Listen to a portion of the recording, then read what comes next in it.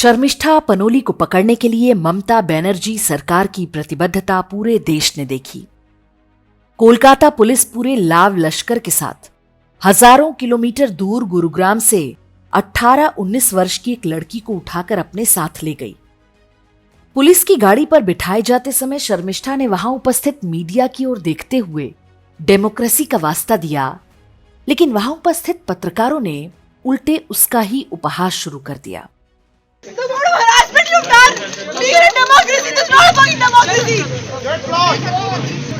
बोलने का सोचने नहीं, ऑर्डर डेमोक्रेसी नहीं है, डेमोक्रेसी बता रही, इसको डेमोक्रेसी बोलेगा।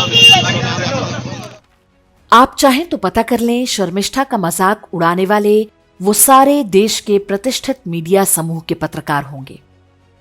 शर्मिष्ठा को लेकर जब पुलिस की गाड़ी चली जाती है तो पीछे से अजान की आवाज गूंज उठती है।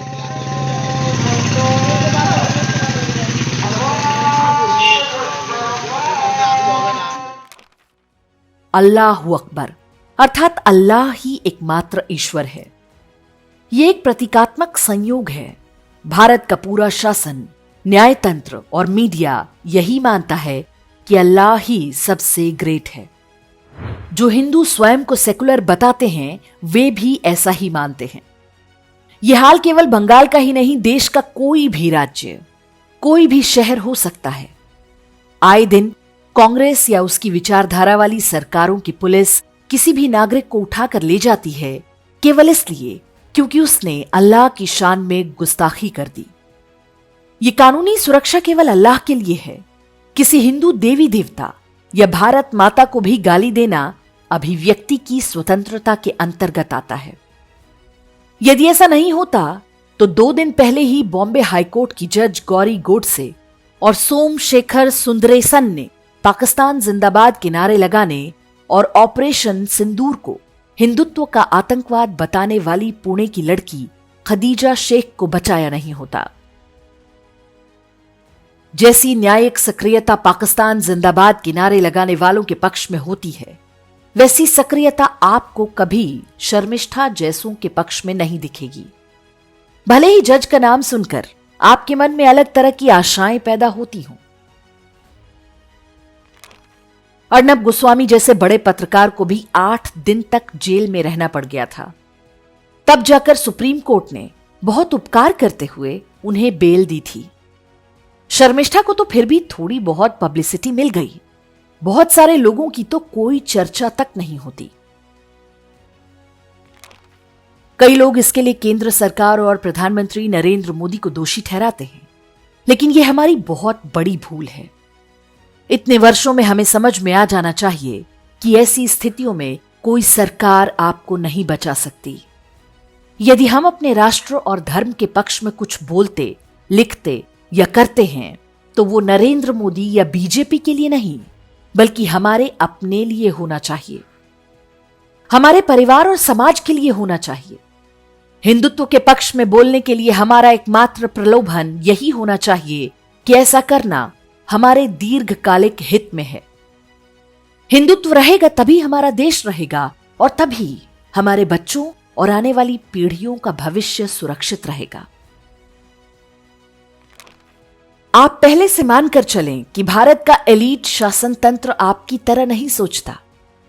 जो बड़े बड़े नेता, राजनीतिक खानदान, व्यापारी, अधिकारी और जज हैं, आपकी तरह उनके लिए यह देश एकमात्र या अंतिम विकल्प नहीं है। बहुतों ने भारत के बाहर अन्य देशों में संपत्ति ले रखी है। अधिकांश अपने बच्चों को पहले ही विदेशों में सेटल करा चुके हैं। भारत का हिंदू भविष्य उनके लिए जीवन मरण का प्रश्न नहीं है। इसलिए बिना सोचे समझे कुछ भी ना बोलें। यह आशा ना करें कि नरेंद्र मोदी 24 घंटे आपकी रखवाली करेंगे। वे स्वयं भी कभी आपकी ही तरह इस व्यवस्था द्वारा प्रताड़ित किए जा चुके हैं। उनके पास कपिल सिब्बल और अभिषेक मनु सिंघवी जैसे वकील नहीं हैं। जो थोड़े बहुत हैं वे भी अपना काम ठीक से नहीं कर पाते हैं। मोदी की गलती नहीं है क्योंकि वो जज नहीं बनाते। जज कैसे बनते हैं? अंतिम बार हमने अभिषेक मनु सिंघवी के बेडरूम में देखा था। कोई आश्चर्य नहीं कि अब भी वैसा ही चल रहा हो। ऐसे में समझदारी इसी में है कि उतना ही पांव पसारें जितनी चादर है, उतना ही रायता फैलाएं जितना स्वयं और अपने 2-4 शुभचिंतकों की सहायता से समेट सकते हो। देश और धर्म की रक्षा के लिए काम करना आवश्यक है, लेकिन यह काम अति उत्साह से नहीं बल्कि समझदारी से ही हो सकता है। शत्रु आपसे अधिक शक्तिशाली और शातिर है। यदि आपको लगता है कि आपने वोट देकर अपनी सरकार चुन ली है, अब आप कुछ भी बोलने के लिए स्वतंत्र हैं, तो वो आपकी भूल है। सत्ता इस संघर्ष की पहली सीढ़ी मात्र थी। असली संघर्ष अभी आगे है। हम युद्ध के बीच में हैं, इसलिए सावधानी आवश्यक है। अपनी हेलमेट ना उतारें और बिना कारण बंकर से बाहर ना निकलें। शत्रु निशाना साधे तैयार बैठा है। युद्ध में कैजुअल्टी भी होती है। सोच समझ कर आएं। यह युद्ध है, पिकनिक नहीं।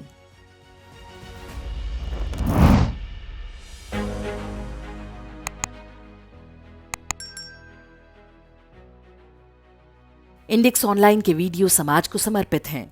आप इनको डाउनलोड करके जैसे चाहे वैसे प्रयोग कर सकते हैं। चाहे तो आप हमारे टेलीग्राम चैनल से जुड़ सकते हैं। वहां सारे नए पुराने वीडियो आपको मिल जाएंगे। हमारे सोशल मीडिया लिंक हर वीडियो के डिस्क्रिप्शन में होते हैं। हमारा एकमात्र उद्देश्य हिंदू समाज को जागृत और एकजुट करना है। इसमें सहभागी बने। धन्यवाद।